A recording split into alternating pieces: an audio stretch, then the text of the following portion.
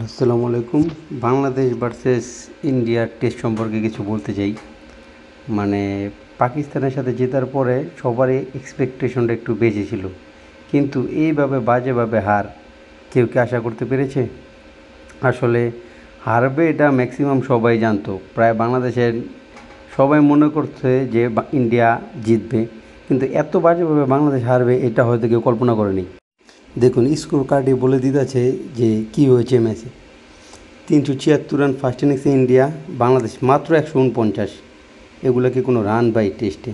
তারপর 287 ডিক্লেয়ার করে দিল, আর বাংলাদেশ 234-এ অল আউট হয়ে গেল।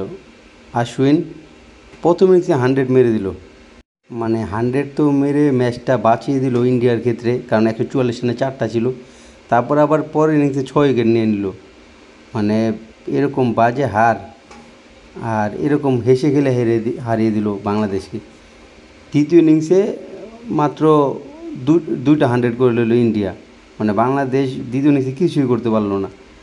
আর এখানে জয়সওয়াল, জাদেজার, আশ্বিন প্রথম ইনিংসটাতে বাঁচিয়ে দিল, 326 রান করলো। আর বাংলাদেশ প্রথম ইনিংসে কী করলো? মাত্র 4 জন 20-এর উপরে রান, সাকিব 32 করে, মানে কি হাই স্কোরার হয়ে গেল। এটা কোনো কথা? টেস্ট এটা কোনো? তারপর ওরা দেখেন, ওদের সেকেন্ড ইনিংসে কী করলো? 63 রানে 3টা ছিল, তারপর 234 রানে 4টা। ওখানে ছেড়ে দিলে পারতো, বাংলাদেশ এত রান কি করতে পারতো? তারপরে দেখুন, শুভমান গিল 119 নট আউট, আর ঋষভ পান্ত 109 আউট। মানে আর যদি ওরা আরও একদিন চতুর্থ দিন ব্যাটিংও করতো, প্রায় 88 রানে টার্গেট দিত। তো ভাগ্য ভালো যে 287 ছেড়ে দিছে, মানে ফল ওয়ানে হারালেও বাংলাদেশ ইনিংসে হারতো। তারপরে দেখেন বাংলাদেশ চতুর্থ ইনিংসে কী করলো? ওপেনিং পার্টনারশিপটা মোটামুটি ভালো ছিল, মানে বাংলাদেশ 30-35 রান কেউ নিলেই ওরা খুশি হয়ে যায়, মানে আমরা খুশি হয়ে যাই। মানে কেউ যদি 30-35 করে, আমরা ভাবি যে না অনেক করে ফেলছে, আর ওরাও ভাবে যে অনেক করে বলছে। এই যে শান্ত 82 রান করলো এত ইনিংস পরে, মানে ওর ক্যাপ্টেন্সিও পাকা থাকলো, ওর আরও 10টা টেস্ট খেলার লাইসেন্স হয়ে গেল। আর সাকিব 25, মানে সাকিব বোলিংও করতেছে না, ব্যাটিংয়ে যে 20-30 করতেছে, এতে আমরা খুশি। বোলিং করলো মাত্র পুরা ম্যাচে মনে হয় 13 ওভার। আবার এও শোনা যাইতেছে ও নাকি আর কি ফিট না, ওর আঙ্গুলের যেই অপারেশনটা হয়েছিল ওইটা নাকি সমস্যা করতেছে। কাউন্টেতে গিয়া প্রায় 70 ওভারের কাছাকাছি বল করলো। ওইখান থেকে এই যে ইঞ্জুরিটা হয়তো ওই যে ক্যারি করে যে এখানে আইসা মানে খেলতেছে। তো যদি সমস্যা হয়ে থাকে তাহলে আপনি রেস্ট নেন, দ্বিতীয় টেস্টে তাইজুল বা একটা ভালো স্পিনারকে সুযোগ দেন। তো অযথা খেললে লাভ নাই তো।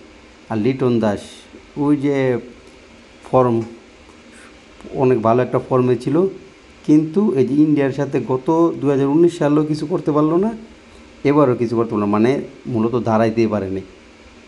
তো কী বলার আর, ও তো ভালো খেলছে কয়েকটা ইনিংসে, এই জন্য লিটন দাসের উপর আশাটা বেশি ছিল। যাক, আর সাকিব আল হাসান ব্যাটিংও কিছু করতে পারলো না, বোলিংও কিছু না, মানে একটা সিনিয়র প্লেয়ার হিসাবে আর কি এরকম ইনিংস আশা করা যায় না। সিনিয়র প্লেয়ার হিসাবে ওর আরও দায়িত্ব নিয়ে খেলতে হবে। আর একটা যে রিভার্সিভ করে আউট হয়েছে, পরের ইনিংসেও রিভার্সিভ চেষ্টা করছে। আপনার লাস্ট সাকিবের কয়েকটা টেস্ট ইনিংস দেখেন, মানে কোনো পারফরমেন্সই নেই, মানে ও তলে তলে বাচ্চা জিতেছে গা, মানে কম রান করতেছে বা একটা দুটো উইকেট নিতেছে, এতে আমরা খুশি। কিন্তু পুরোপুরি সম্পূর্ণ যদি মানে কন্ট্রিবিউট না করতে পারে, সাকিব যে সময় ব্যাটিং নামে সবাই যেন আউট হয়ে যাবে, মানে এক চোখ দা দেখা বাম চোখ দা দেখা ব্যাটিং করে, বুঝে যায় যে আউট হয়ে যাবে, ওর টিকবে না। তাও ও খেলতেছে। ওর উচিত যে নিজে সরে গিয়া হয়তো আবার নিজের একটা স্ট্যান্ডার্ড সেট করে আবার ফিরে আসে। অযথা এরকম জোর করে খেলা আসলে ঠিক না, যদি দলের জন্য কন্ট্রিবিউট না করতে পারা যায়। কারণ তাইজুল একটা ভালো স্পিনার আছে, তো ওই ক্ষেত্রে আমরা তাইজুলটা ব্যবহার করতে পারি। কারণ এমনি যেহেতু মিরাজ অনেক নিচে ব্যাটিং করতেছে, মিরাজ 8-এ ব্যাটিং করতেছে। আর দলের ব্যাপারে কী বলবো, কেউই কিছু করতে পারতেছে না, না মুমিনুল বা ওপেনাররা বা মুশফিক, কেউ কন্টিনিউ করতে পারতেছে না। মানে এই দল কেউই রেগুলার পারফর্মার না। এক ম্যাচ ভালো করে, 5 ম্যাচ খারাপ করে, আবার এক ম্যাচ ভালো করে, আবার 5 ম্যাচ খারাপ করে, এরকমভাবে খেলা হয় না। আর দলের পেসাররা এটা সবাই জানে যে অনেক ভালো করতেছে, কিন্তু ব্যাটারদের কাছে যদি সাহায্য না পায় তাহলে তো লাভ নাই।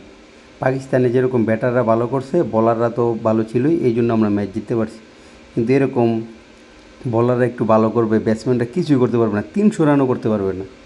300 করলে 300 350 করলেও মোটামুটি একটা কম্পিটিশন আমরা দিতে পারতাম। কিন্তু এটাও যদি না পারি ভাই কী বলবো, মানে অনেক রাগে ক্ষোভে এই ভিডিওটা করলাম আর কি। যদি আপনারা লাইক কমেন্ট করেন তাহলে ভবিষ্যতে এরকম ভিডিও তৈরি করব। তো এই আর কি বলবো, আসলে বাংলাদেশ দলটার আবেগের সবাই ভালোবাসে, এই জন্যই আর কি ভিডিওটা করা আসলে।